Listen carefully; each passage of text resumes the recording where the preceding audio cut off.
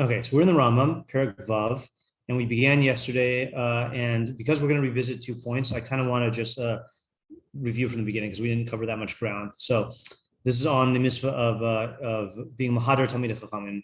Kol Talmid Chachamim mitzvah lahadro v'afal pi she'eno rabo. So any Talmid Chacham, you are obligated to honor, to glorify, to adorn, however you want to translate hiddur, even though he's not your Rav. Shnemar, as it says, arise in the presence of old age and glorify the presence of an elder, right? So Rambam says, this is a person who has acquired chachma. And we weren't 100% sure whether the Rambam is only intending to explain what the word zaken means, or if he's intending to explain the whole psak, because we know that Targum says Seva is someone who is knowledgeable in Torah, and Zaken, he says, is Saba, which seems to be an old person, but whatever. I don't think there's a nafkamina for this for our purposes here. From when are you obligated to arise before a chacham? Once he comes close to your arba amos, until he passes from in front of you. So the Torah Tmiima that we said yesterday mentioned that the reason why it's only when he's in your 4 amos, because then it's clear you're standing for him. Whereas if he's just like at a distance and there's no connection between you and the guy, so then why are you standing? But if it's your Rebbe or your father, it's clear that there's a connection. And the fact that you stand as soon as he enters is the hiddur, or is the kavod. Okay. So that part was good. Okay, then we got to our first question. So that part makes sense. We don't stand for him in a bathhouse or in a bathroom because it says takum vihadarta, which means a standing up that has glorification. And if you're in an immodest place, then that does not have glorification. I saw someone else want to mention, I just skimmed this, I don't know who said this, that because it's not much to be mahar b'divrei Torah, then that's why you don't have to do it. But that's not mashma to me. I think the immodesty seems to be the implication. Okay, then we had our question. So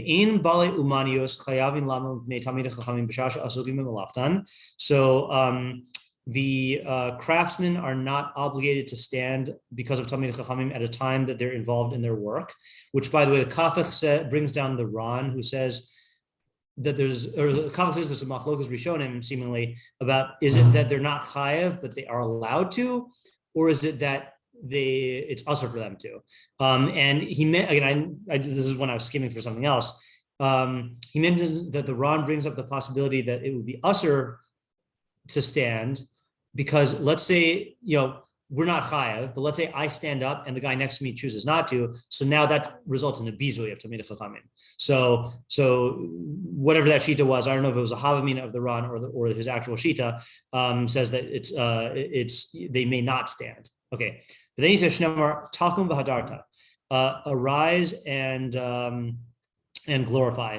Ma hidur she'in bo chesron kis, just as hidur does not involve a monetary loss, so too standing doesn't involve monetary loss.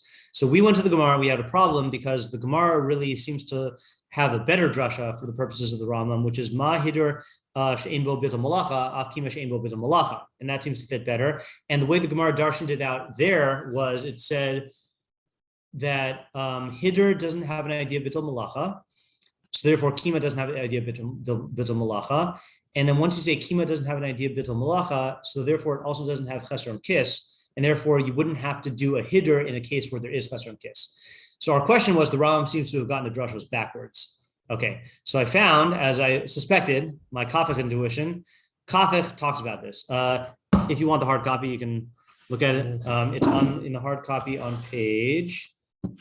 Oh, I didn't do the page number. Whoops. So it's on.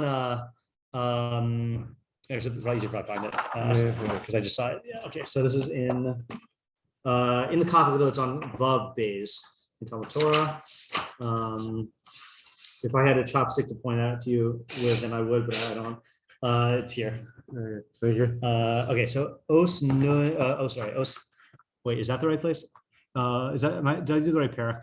Is it parak hey Vav? Yes. Okay, good. And that's os hey. No, I did the wrong page. Maybe I did mislead you. Okay. Well, I just flipped ahead. Yeah. Okay. So yeah, it should be vav. I accidentally went to the wrong. So it should be perak vav. Is that in perak vav? Yes, Perak Vav, 1 to Osei. Oh, you did. Okay, you're there then. Okay, good. Okay, I assume this is not a source. This is a source. Yeah, this is a this is a source. Yeah, because we're gonna read the whole thing. Oh, okay. Yeah. Okay. So he writes like this: Kasav a Lechem Mishnah. So the Lechem Mishnah writes. You could just write kafach or whatever. Footnote 5. Kasav a Lechem Mishnah. Divir Rabbeinu Temuim. So the Lechem Mishnah is astounded by the words of the Rambam. The Lahefech Isa beBraisa bedaf Lama Gimel. It says the opposite on the Brisa on Lama Gimel and Kedushin. Yachol Yahadrenu b'mamun Tamulamar Tachum v'Hadarta. You might think that you have to glorify him with money, but the pasuk says, "Arise and glorify him." Ma kimash in b'chasron kis b'chulei. Okay, the Hikshu and the Gemara brings a kasha. V'kima leis b'chasron kis milo askinan dekad naki marganisa b'chulei. Okay, fine. So the Gemara goes through the case of if you're doing jewelry work, where if you take a break, then it will involve a chasron kiss. Ella akish kima lehidur. So it says rather make a hekesh from kima to hidur. Ma hidur she'imbo bitol malach bitol af kima she'imbo bitol. Just as kima doesn't have. No, sorry. Just as hidur doesn't have bitol, af kima that doesn't have bitol. But akish nami and make another hekesh nami hahidur. Hidra lekima from hidra to kima ma kima she'en ba chasron kis af hidra she'en ba chasron kis ad kan lashana. Okay, so now Kafik explains. Hare de Gemara talu hakima behidr. In the Gemara, it makes the kima dependent on the hidr. Beinyan habitol regarding bitol. Ubeinyan hachesron kis hikishu hidr lekima. And regarding monetary loss, it makes hidr dependent on kima. The hidr afshar shehu gachasron kamo shikasav Rashi bimkain. Ich kasav Rabbeinu ma hidr she'en bo chasron kis hulei b'havalei lemimar ma hidr she'en bo bitol. Right. So he arrives at the same place that we did, which is that the Rambam should have said ma hidr she'en bo bitol af kima she'en bo bitol, but the Rambam says chasron kis. So that's the problem. Okay. So then he says like this. First, he gives a dud answer. Ulai leishav devarav bedochach ne'amar dehai ein bo chasron kis dekamar razal chasron kis de bitol. De bittel. So maybe you can give a forced answer that when Chazal said chesron kiss, it means chesron kiss of bittel. De behidr leka bittel kida amrina b'gemara akan l'shon halacha mishnah. Oh, sorry, that was all the halacha mishnah. So he tries to force it to say basically like maybe when Rambam says chesron kiss, he really means chesron kiss of bittel, and really he is going with the Gemara's first drasha. Okay, but Kafik rejects that. V'ayin mashkasav I always forgot what mem ayin reish kuf is. Okay, v'ayin. I don't know who dalad yud reish is either. Shekasav denusach acheres haisal rabbeinu b'gemara. Okay, so that's what we mentioned as a possibility. Maybe the Rambam had a different gears of the Gemara. The ein sorach lekach. Okay, so this is an interesting methodological principle. He says you don't need this. Ube'emes afilu reach tema leka. There's not even a scent of astonishment here. Why? The Rabbeinu ruach divrei hashas. The inyanan amar. The Rambam was saying the spirit of the words of the shas and the concept. V'kach nahagu kol rishonim hatosos b'chulin nun dalet amavez lifnei shehigihu sham hamagim. That's what all the rishonim do. I don't know why he's referencing hatosos b'chulin nun dalet amavez lifnei shehigihu sham hamagim. It sounds like he's saying, you know how Tosfos always is saying haki garsinan. Like way more than Rashi. So I think he's saying that the Bali Tosfos say that that's what they were doing before they were Magiha, the text. I just want to look at this. You don't have to write this down yet. I just want to see if this is worth doing here. Because I've never actually seen a comment on Tosfos' editing process. Yeah, also, what does it mean Tosfos' editing process? Like Tosfos is a compilation of a bunch of different people.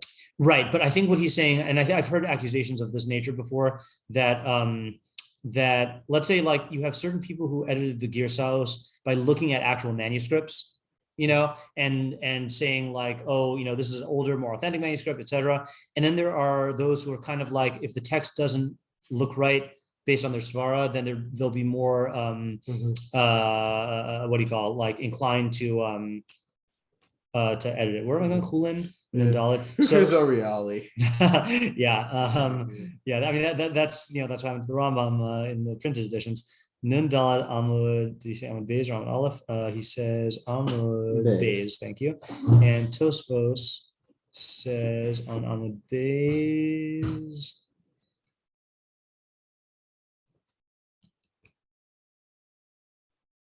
Did he say Dibra Moscow?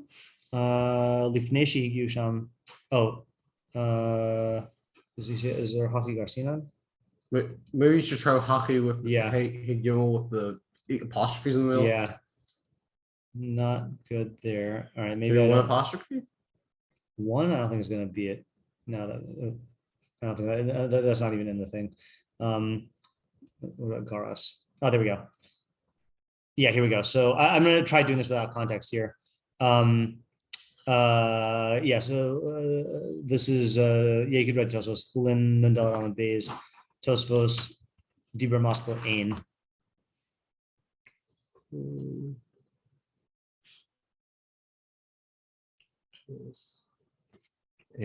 Yeah. So he says again, I don't know the context. Something about standing for your rav. In Adam Rosh, it says V'chein yesh l'farsh dahahi per kama dekadushin ein Adam Rosh elamu b'fnei rabo ela shachris v'arvis shelo yehei kavodo meruba mishel shemayim. So that's a halacha in kavod rav, which we actually haven't seen in the Rambam yet. Oddly enough, because we already got through kavod rav stuff. But I remember saying with shachris and davening. It was a daf. I remember saying dafka not during those times. I don't think Rav. We didn't read this in the Rambam that you're only permitted to stand twice for your rav in the whole day. Once in the morning, once in the evening. I thought I was talking about like the dog standing during the field shot. No, right. Yeah, that I do remember. Yeah. So he's saying so the Gemara says you can't stand for your rav more than twice, once in the morning, once in the evening, so that your rav's kavod shouldn't be greater than kavod shemayim, because kavod shemayim you say kriya shema twice. Okay, so who was explaining this? This is Yesh Lafarish. Fine. So he's saying you can explain that Gemara to mean not that it's usher to stand more than twice, but that you're only chayav to stand twice. Umihu b'rov sfarim garas v'hahu de'erechin aval pi she'eno chayav. It says what is written in erechin aval pi she'eno chayav. Aval b'sefer shehu atach me'oso sefer shekasav Rabbeinu Gershom kasuv aval pi she'eno rashai. So I guess there was another actual manuscript that Rabbeinu Gershom copied from that says even though he's not permitted. V'gam Rashi hevi raya b'tshuva misefer Rabbeinu Gershom de Rashai habi kmo chiyuv. So Rashi brings a raya from a tshuva from a sefer Rabbeinu Gershom that Rashai permitted is like obligated. So the point that the Kafik wants to get out of this is you see that Tosfos didn't hesitate to explain it in a way that was contrary to extant Girsaos, based on the Svara. Where's the like article I was reading, which partially that the I guess original Ashkenazi rabbis didn't come from either Sur Pomadis, like from smaller, I guess not mentioned yeshivas, and that they were ones that just had knowledge or ideas of just like multiple girsas, where as opposed to a single official girsa. Interesting. Yeah, I could definitely see there being factors like that made a difference in how willing people were to like deviate from the manuscript.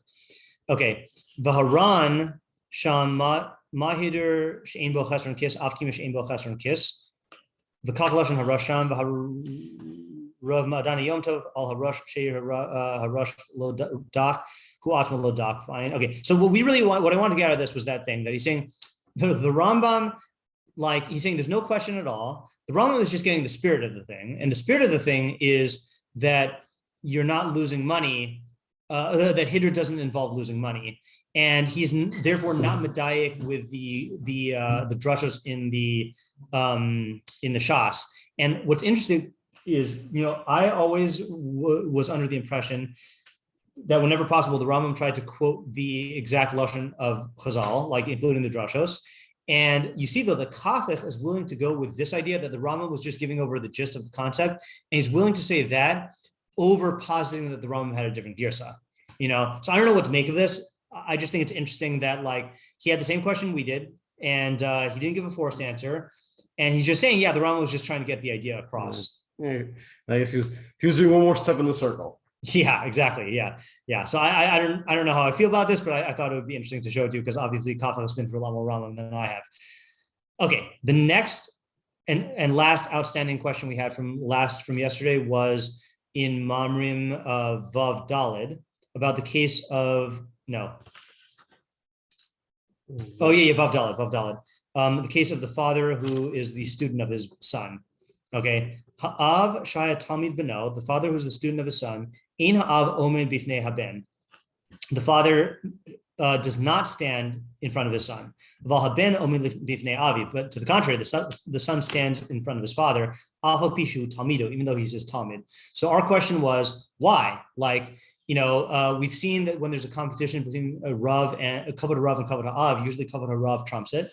And the only cases that are exceptions are when the father is also a Chacham. Here, this is any father. And it sounds like Kavod Av trumps Kavod Rav. Now, I said we could look at the Gemara, and I did, and I was like, I can't figure out how we paskin, okay? And then I looked at the Aruch HaShulchan. But before we do that, do you remember the explanation you gave yesterday? It was how the son would not be. Is that it's really a greater code for the Rav, and that because the father is giving code to somebody, allowing his son to do kavod. I'll say another one you just popped into my head. Okay. Where the same way where when the Rav is a Chacham, I guess he brings it, sort of puts in the same category. When the Rav is a son, that maybe. Oh, that's interesting. Yeah, that would be positing too much for me to say without some sort of indication. But going back to your first thing, didn't your explanation involve Mechila? Oh yeah, I guess this is another thing I said. Yeah. So say that one again. That's actually surprisingly relevant. Yeah. The son is automatically mochel. The son is automatically mochel, right? Okay. So when Yosef said that the son is automatically mochel, I rejected it. Do you remember? Yeah. Actually, I'm not even sure if it says automatically. Maybe it was just saying he can be mochel or something. Yeah. Like that. Yeah. I think it was just he can. Right. Not the automatically is. Yeah. Now, did you explain why the av? So then why do we favor the av? Can't the av also be mochel? I don't think I thought that. Okay, fine. But here's the thing, though. So do you remember? I want to focus on methodology. Do you remember my objection to that svara?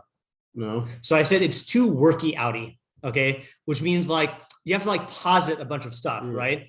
Now I want to show you that the Aruch HaShulchan says something along those lines, but I want to show you why my objection was good yesterday, but is not good today. Okay, you'll see why. So the Aruch HaShulchan in Yeridea Reish Mem Chaf He, okay, says as follows, and we could, Reish Mem Chaf He.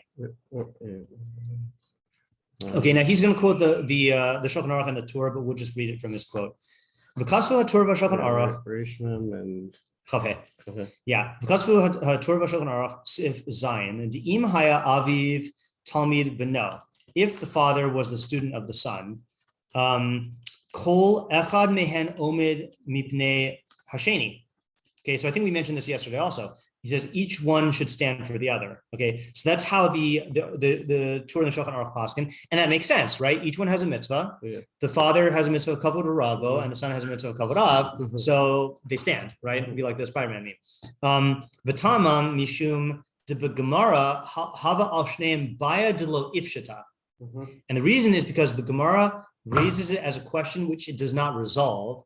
Upasku l'chumra, and the Gemara paskins l'chumra. So the Gemara does raise the question. It says aviv v'ubino rabo mahu, and it tries answering and then refutes it, and then tries answering and refutes it. Okay, so now he says like this: Rambam sham kasav deha'av shaya talmid libno in ha'av omid lifnei haben. So as we saw, the Rambam says that in this case the father does not stand before the son. And not only that, the son stands before the father. Even though he's a student. Yeah. Pasku was saying the Gemara said to be machmir, or that these people paskin? That the Rishonim paskin l'chumra because the Gemara doesn't paskin. Okay. Yeah. Okay, V'kasvu shekain, and they really truly do paskin l'chumra because they're saying both of them do have to stand up, right? Okay, so now the question's on the Rambam. Okay, so he says V'kasvu shekain pasak Rabbeinu Hananel. So the Rambam, the Shulchan Aruch and the Torah write that Rabbeinu Hananel paskins like the Rambam. The Tarhu a poskim b'taman, and the poskim toil to try to figure out their reasons, just like we did. Okay, right? A news daiti, according to my opinion, my humble opinion, this is the Aruch HaShulchan, near hatam pashut, it's obvious. To cave into whose suffix ladina, since it's a a suffix about the din of the Gemara. V'hasafik hu b'mitzvahs kibud avim, and the suffix is a suffix in kibud avim. Kain holchim l'chumra. So we go l'chumra. Okay, meaning that the son stands up. Yeah, v'aben mipnei suffix iser Torah chayav lamod. Okay, the son has to stand up. V'chein l'hefech. So too with the opposite. Asur lo lahaniach she'aviv ya'amo mipanav. It's asur for the son to allow his father to stand in front of him mipnei suffix, out of suffix. Okay, so I don't quite follow yet, but let's finish reading. The afagav diyesh suffix shema hu rabo. Okay, what about the fact that there's a suffix? Maybe that because he says rav v'chayv av lama mipanav ha yachol haben limchol. The son can be mochel, like Yosef said. D'harav shemachol kvoda kvoda machol. V'avagav d'gam ha'av yachol limchol. Even though the father could also be mochel. Mikomakom kiven d'shneim yicholim limchol. Since both of them can be mochel, mutav shiyimchol haben mishiyimchol ha'av kumuvan. It is better for the son to be mochel than the av to be mochel. Okay, so yeah, I don't. We can work out why that is. Okay, but I first want to state, why is it that I am open to the Aruch HaShulchan's answer but not to Yosef's answer yesterday? Because I didn't know that this is a case of suffix d'oraisa l'chumra. I thought that this is an actual intrinsic principle. And in an actual intrinsic principle, you look for a svara, you don't look for, well, maybe he's really being mochel. But if there's a suffix ladina and we're trying to work it out, so then you can have a worky outy answer, you know? And I was just missing the fact from the Gemara that it's a suffix ladina, you know? So I think that so your intuition was right, even though we didn't. Yeah, I was not thinking anything about suffix. Yeah, because we didn't know. Now, can we figure out just that last step, right? We understand how it is a suffix both ways, and we understand how both of them could be mochel. But he's saying that there's reason to say that the son shouldn't let his father be mochel. The son should like preempt him basically, and like the son should be mochel. So why is that? And he doesn't explain it. He just says, I'll just read it again. The alpha gav diyesh suffix shema. Sorry, haben mipnei suffix iser Torah chayav lamod. Okay, son has to stand. It's usher to let his father stand in front of him because of the suffix. Oh, that's interesting, actually. In other words, maybe if the father stands for him, that would, even though there's, okay, I misunderstood. So it goes like this. If the father, so the son is standing for the father because of kavod av. Okay, hold on.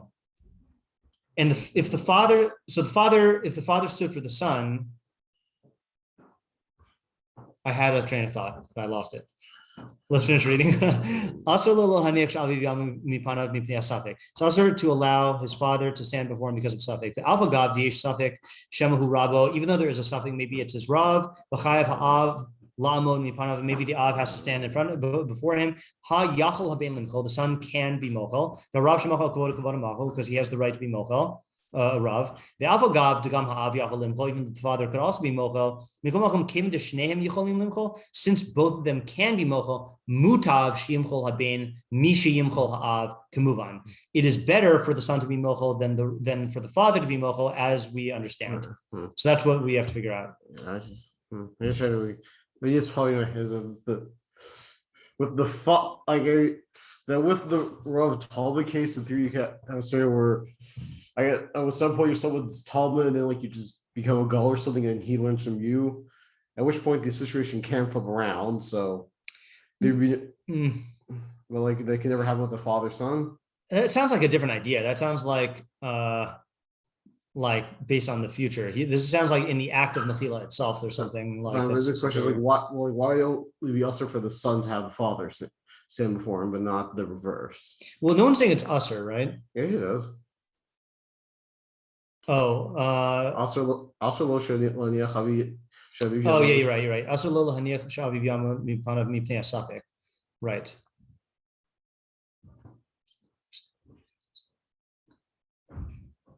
What I'm just thinking about here is I'm wondering if there's an idea of being mavazeh, and if that somehow like plays into this, even though he doesn't say that either. Mutav shimchol ben mishimchol av. To move on. Why can't you have your rough stand up before you use a suffix? And let me just look at the lesson of the Rambam again. in light of this now. Ha'ben shaya tamid beno. Sorry, ha'av shaya tamid beno. In ha'av omen b'fnei ha'ben, aval ha'ben omen b'fnei ha'av, afal pi shehu talmido. See, the afal pi shehu talmido.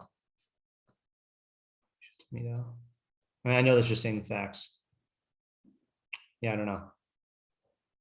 Okay, sorry, iyun, but at least we now know that this is not an intrinsic din. Yes. So what's the other part though? Yeah, not sure. Okay, let's go to the halachah we read yesterday. So yesterday we read uminayin shelo yatzim einav min hachacham kedei shelo yirehu ad shelo yamod mipanav. From where do we know that he should not close his eyes? What? Yeah. I guess maybe just for everyone to be usher because of stuff like, but the son can actually pass him for his father. Nah, that's definitely going too far.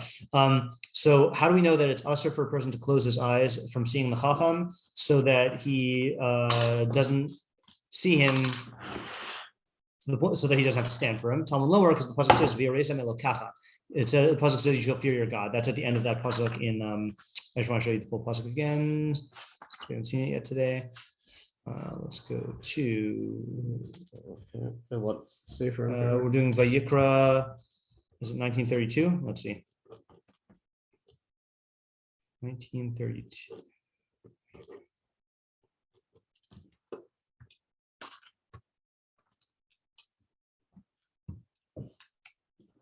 Yeah, 1932. Yeah. Right, so the pasuk ends with Yiresem Elokacha. Okay. And that tells you what? Anything that is given over to the heart, we say you shall fear your God. I just want to see if there is a Torah Tamiма on this, because this because of the drasha, you don't have to write it yet. On Yiresem Elokacha. Okay, yeah. So he says, you might think you can close your eyes as if you didn't see him. Slightly different drasha. So what I want to understand is what's the idea for that? What's the idea of, is it just a simple thing like God's watching you? I guess we enough is going to head. Let me tell you sure the sides are like, what about a blind person? Where there's no act of avoidance. Right. That's another good question, right? Is that it sounds like the avoidant, or another good point. The avoidant sounds like the thing. Unless maybe it's saying that it's wasn't saying that your heart knows and that you act based on your heart's knowledge, but no, I think it's obviously if he's behind you, you don't. Well, let's just go with the straight case. Let's forget crazy cases of blindness and he's behind you. That let's say like we said yesterday, Pesach comes in at the same time every day, pretty much. So let's say I close my eyes, so I just don't see him. Yeah. So you go plus like just yeah. Okay. Yeah. Right. So what is the idea here?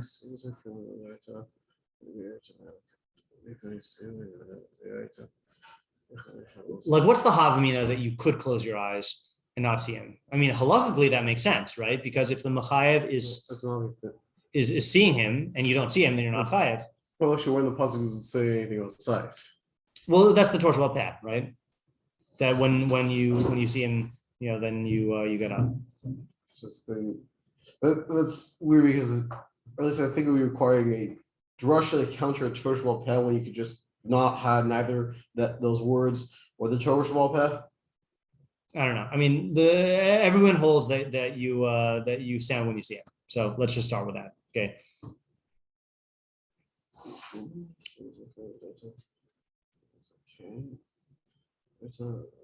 Like, here's another example of this, which I think of.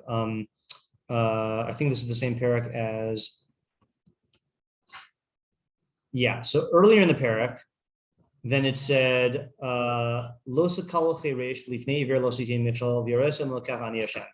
so don't curse a deaf person, and before a blind person do not place a stumbling block, and you shall fear your God, I am Hashem. And I think there's probably the same drasha there, which is, let's see, or it's not the same drasha, a similar drasha. No, it doesn't have a similar drasha, but I think maybe Rashi says it.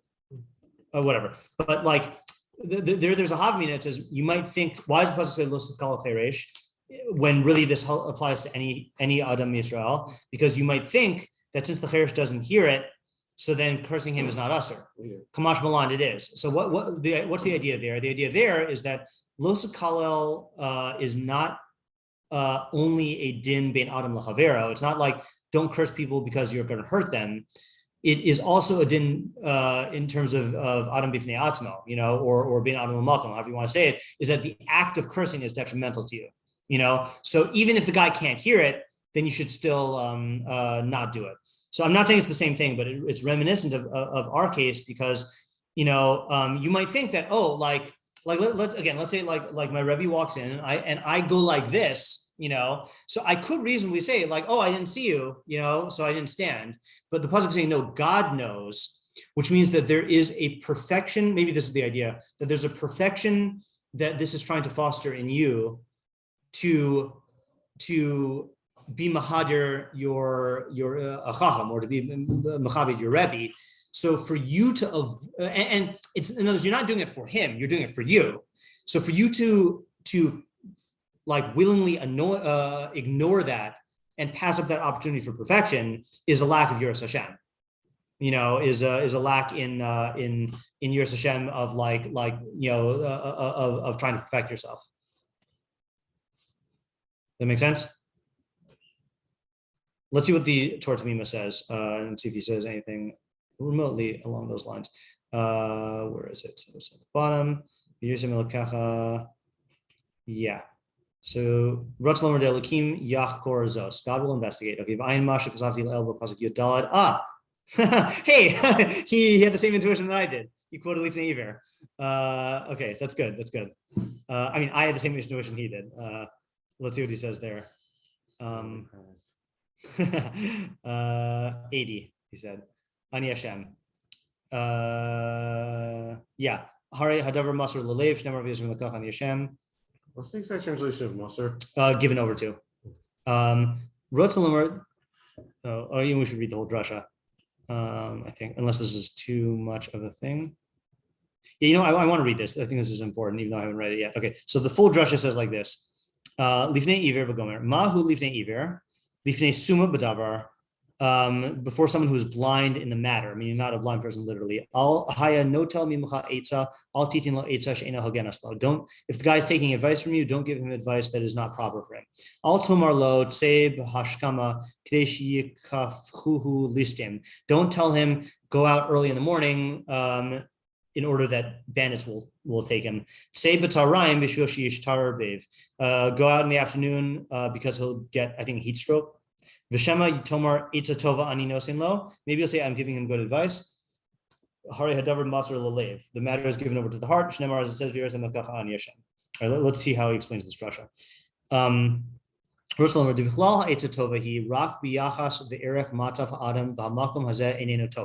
So in other words, don't say I'm giving him good advice, because it has to be based on this guy's situation.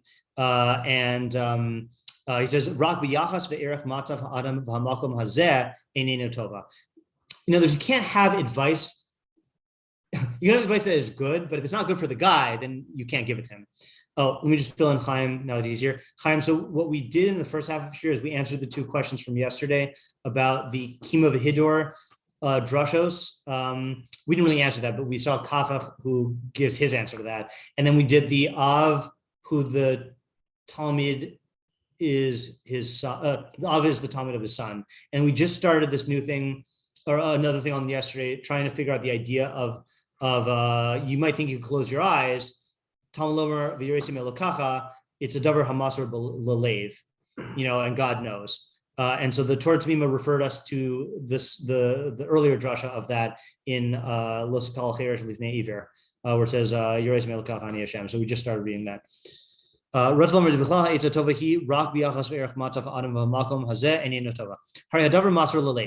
So the matter is given over to the heart. The Elokim Yachor Zos. God will investigate what your intention was. This is talking about when it says it's given to the heart, it's the heart of the advisor. Yodea eich haisa dato lizchus olachova. And the one who knows thoughts, that's God, he knows whether or how his mind was, whether it was for merit or for liability. We find this in many places in the Gemara. So that's quoted a lot.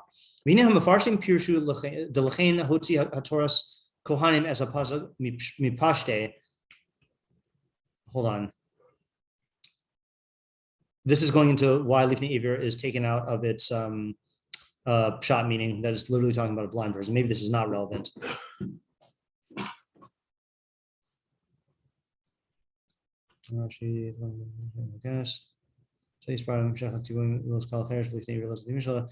No. Okay, never mind. This sounds like it's about Lifnei Iver. Okay, fine. All right, so I'm comfortable saying what I said, which is that what's the idea of it's davar hamasur lelev, is that when you stand up for the chacham, you're not doing it for the chacham, even though there is a reality that when you stand for the chacham, it gives glory to the chacham.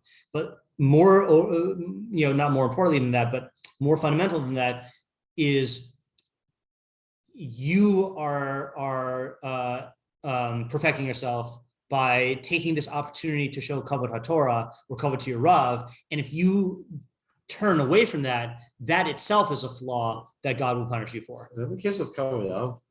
I think so. I wonder if the Rambam mentions that by kavod av. I mean, if it's not, and I'm sure I think there's if the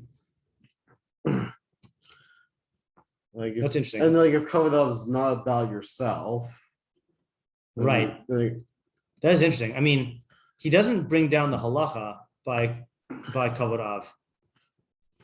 So I wonder if that is the halacha. That's a good question. I mean, according to what we were saying, does it say Yerez Melkacha by kibud av aim or not? There's two psukim by kibud av aim. First, there's kavod in Mora, and this is really in Mora av aim. So this is in pasuk 2. No, pasuk 3. Ishimum aviv tirao. So it says Ani Hashem Elokeichem. Is there a similar drasha by Ani Hashem Elokeichem? Not in Torah's Kohanim. In Torah Tamima. No, it doesn't count as a source. No, so he doesn't bring it down. So it is interesting. I mean, it does not say the drasha by the father. You would think it would be the same. I'm just trying to think about that. I guess what we were saying the first part doing. Yeah. The difficulty is that we do say, didn't the Rambam say in the beginning of Kibud Av Aim,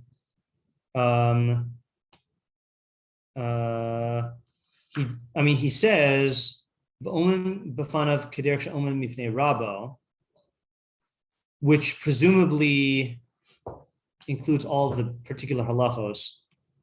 I don't know.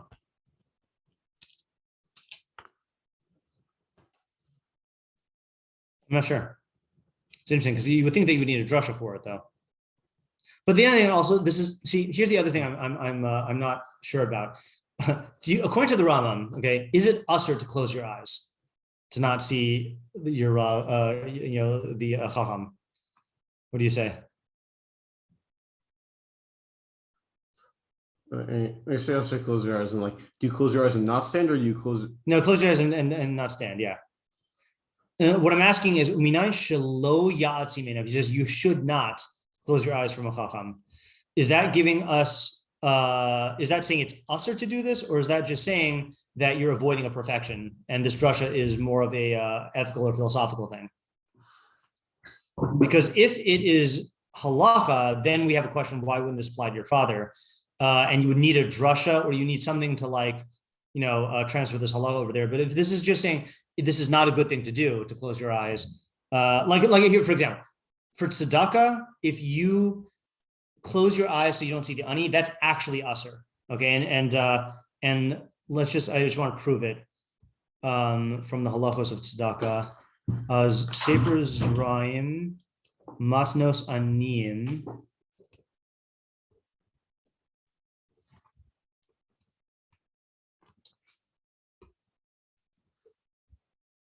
Yeah, so in halacha zayin aleph, Mitzvah to say litain tzedakah l'aniyei Yisrael k'fi masher roy l'ani. It's mitzvah to say to give tzedakah to the poor of Israel based on what is fitting for the poor person. If the giver can afford it, or according to the means of the giver. It says, you should certainly open your hand to him. You shall strengthen him, the ger and the toshav, and he'll live with you. And your brother will live with you. Anyone who sees, that's also separate, but anyone who sees a poor person begging, and hides his eyes from him, and doesn't give him tzedakah, over below sase, he transgresses a los sase. Shnemar los amit es lavavcha, los sikpot es yadcha miachicha ha'evyon. Right. So there, it's clear he's saying you're actually over an isser. But in our halacha, he just says lo yatsi meinav min hachacham. So to me, it's mashma that it's not usher to do this, but if you do this, you're lacking in Yiras Hashem and it's imperfection because God knows what you're doing and you're avoiding imperfection. There's definitely, it's not hard to see psychologically, like, why would a person do this? There's some sort of like, psychological block of not wanting to give kavod to your Rebbe or to a chacham, so that's an imperfection. That's not a small matter. Okay, let's go on. In new halacha, in ro'oi lachacham shiatriach al ha'am v'yichavin atzmo lahen kedei sheyamdu mipanav. Okay, so it is not proper for the chacham to burden the people and to position himself to them in order that they stand before him. Ella yelech b'derech katzara. Rather, he should walk by the shortest route possible. Umischavin shlo yireh oso echad, and he should try to make it so no one sees him. Kedei shelo yatrichu lamot, so that he doesn't burden them to stand. V'chachamim hayu makifin v'holchim b'derech hachitzona, and the chachamim would go around the outside way, in makirehen mitzuyin sham, where people who recognize them are not commonly found there, kadesh lo yatrichu, so that they would not burden them. Okay, so I want to draw I want to show you an example of this. Okay, in the old yeshiva building, the first person I ever saw do this was Rabbi Chait. Okay, and I want to draw this because I want to draw. All right, so in the old yeshiva building. So Rabbi Yisrael chain? Yeah. So this is what the yeshiva looked like. Okay. It was a rectangular room. That's the aron. Okay. And this was Rabbi Chait's seat. Okay. And this was the front door. Okay.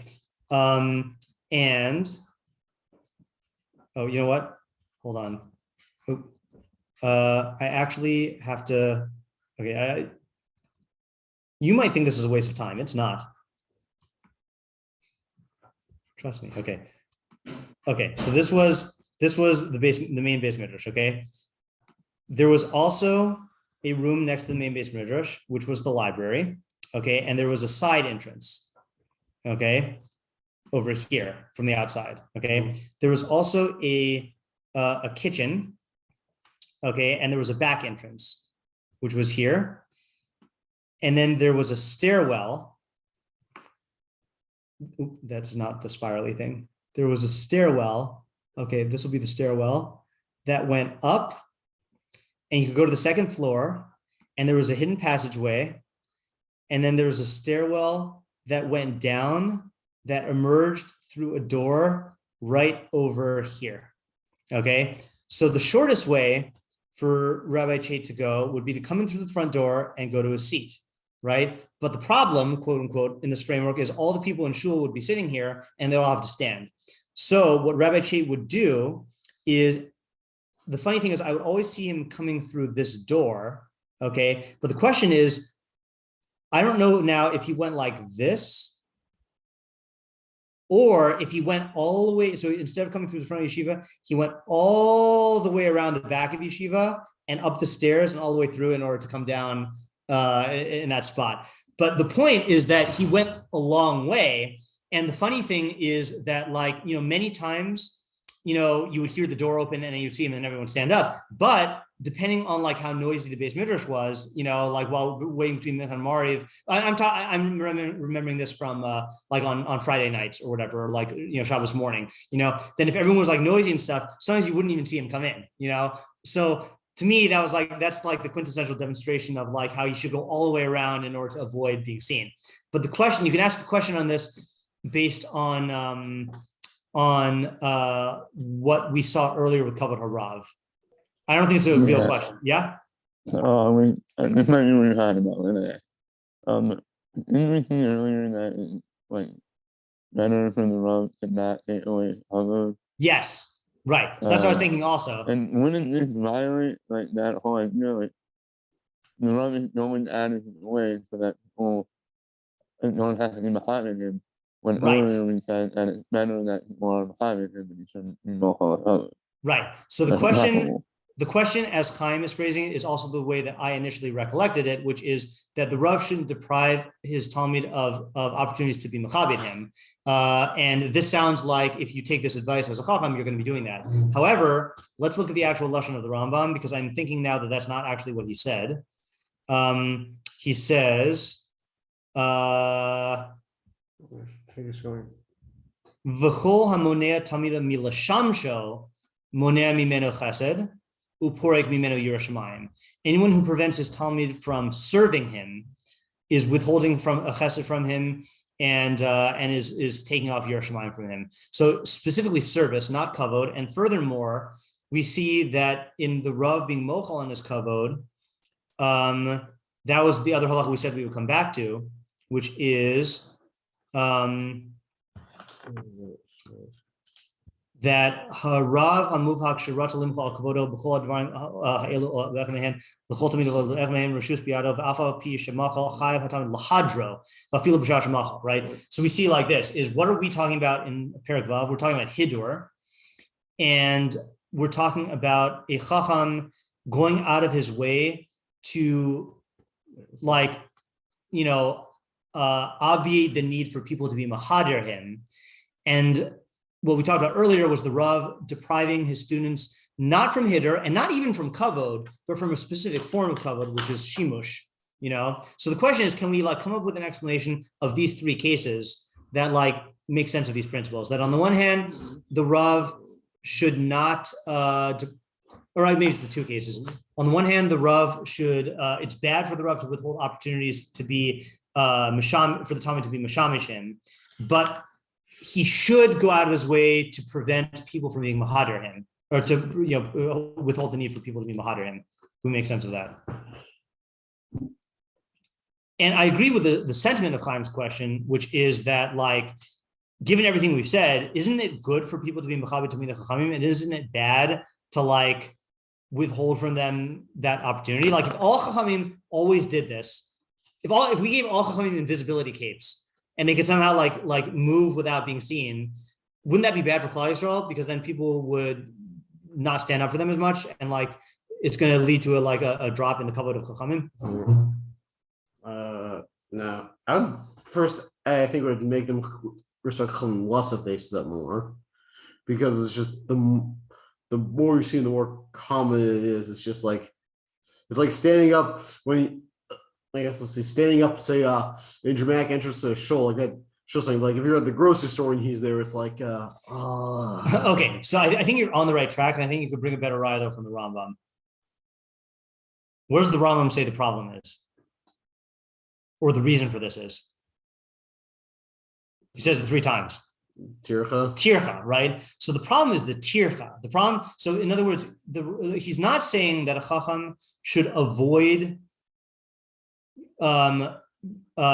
creating opportunities where people honor him. He's saying he should avoid being matriach al ha'am, he says it 3 times, right? Right? So the question is like, is amida synonymous with tircha? Like, is that what he means? In which case, like that was the approach you were taking, or does he mean like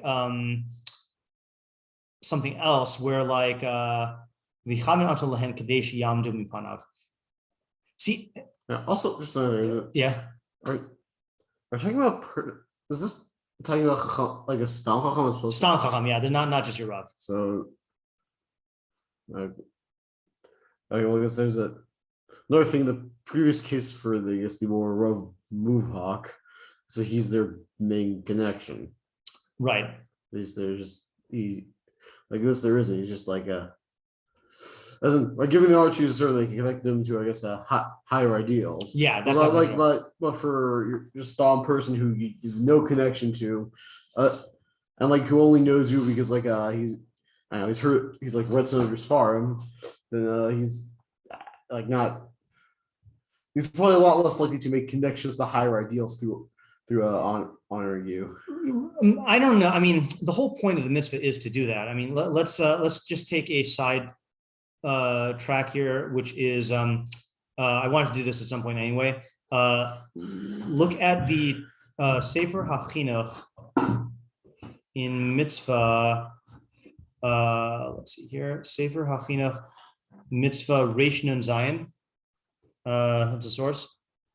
Yosef? Sefer HaChinuch mitzvah Reish Nun Zayin. Let's just see what the Tam HaMitzvah is of Kavod Chachamim. Okay.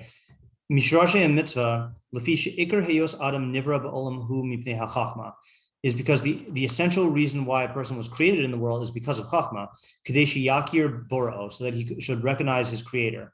Al kain, therefore, roi livnei adam lachabed mishi hisigosa. It is proper for people to honor those who have attained this level. Mitoch kach yisoreru ha'acherim aleha. Other people will be aroused towards chachma. Umizeh shoresh. Oh, fine. So I'll skip this part. We're going to talk about the second part later. So in other words, the whole idea of the mitzvah is to get people to value chachma, and when you see people giving honor to a chacham, it causes people to value chachma. So I wouldn't go so far as to like say likeliness and unlikeliness. So like, I think there is a thing, I'm just going to take a stab here, right? The tircha can't be referring to like just standing up, the physical tircha of standing up, because if that were the case, the Rambam shouldn't like give this elaborate case of being matriach al ha'am. He should be more universal. He should say the chacham should try to avoid coming in within dalad amos of people in general, like so that they don't stand up. This sounds like in a public scenario, where there's a group of people and where you can like, go through the outside.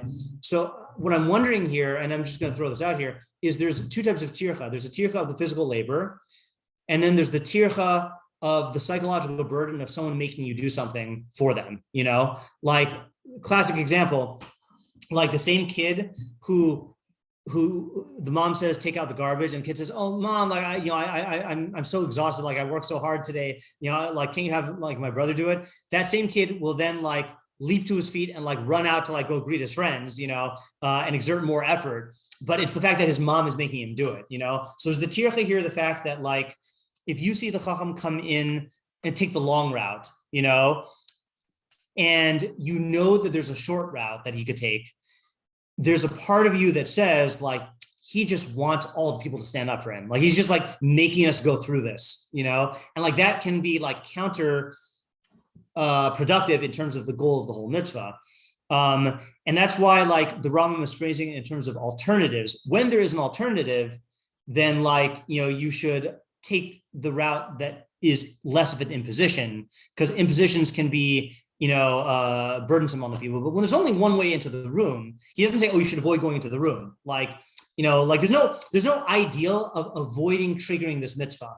That would go against the mitzvah itself. He's saying when there are other routes, that's going to create a certain type of tircha, and you want to avoid that tircha because the tircha counteracts whatever positive benefits come from the mitzvah.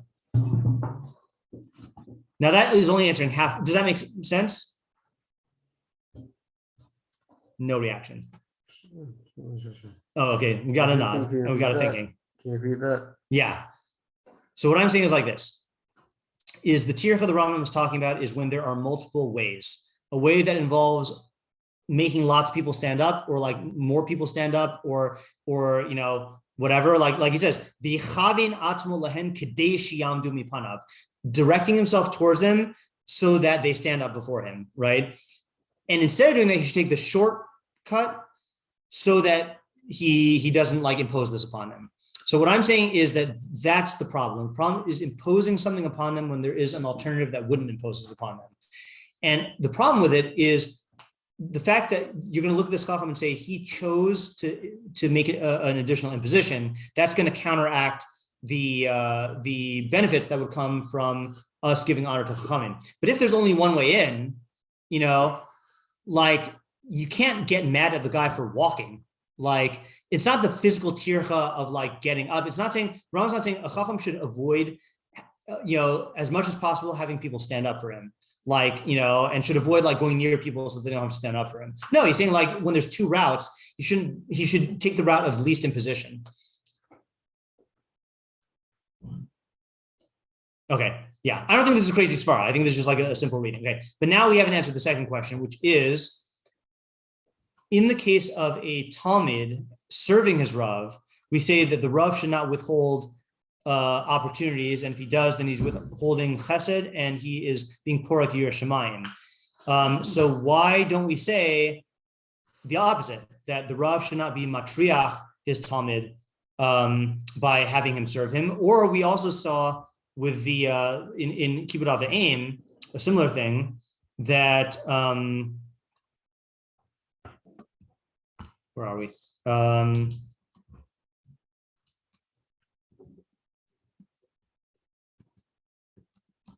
I in the right section? No, I'm in Matnos Name. That's why I'm not finding it.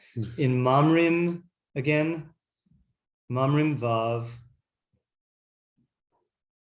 We saw the halacha that halacha ches, vav ches. Even though this is what we've been commanded, asur la'adam lahachbir ulo al banav uladaktik bichvodo imahim. It's asur for a father, or for a person, to be to make his yoke weigh heavy upon his children and to be demanding with them in his kavod with them. Shelo yavim lidei mikshos, to not bring them to a stumbling block. Ela yimchol v'yisalem. The father should forego his kavod and hide his eyes. Because Av has the right to do that, right? So why don't we say this by the Rav? In fact, this is the opposite of the Rav, right? Just to finish the question here, he's saying, like with the father should like forego opportunities to make the son serve him, even though he has that right. But with the Rav, he's saying the Rav should not be mochel and overlook when it comes to serving him. Yeah, Chaim? First of all, can you go back to the halacha and Rav? Yeah. Inside. Also, wasn't the case was that he him from doing it? That, Yeah. Like, don't like Rav has to like demand. That's true. Service. Right, that's true. He shouldn't. If this student wants to do it. Yeah. Okay, that's actually the simplest answer, right? So there's no mixture. There's no Right. Yeah. Yeah, okay, that makes sense there, right? So the question then is why don't we say the what is the difference between this and the standing thing? I actually have to stop today because I made an appointment with someone. So let's just quickly revisit this one tomorrow and then move on to the next halacha. Okay? Thank you. All right, have a good day. Thank Yeah, Thank bye.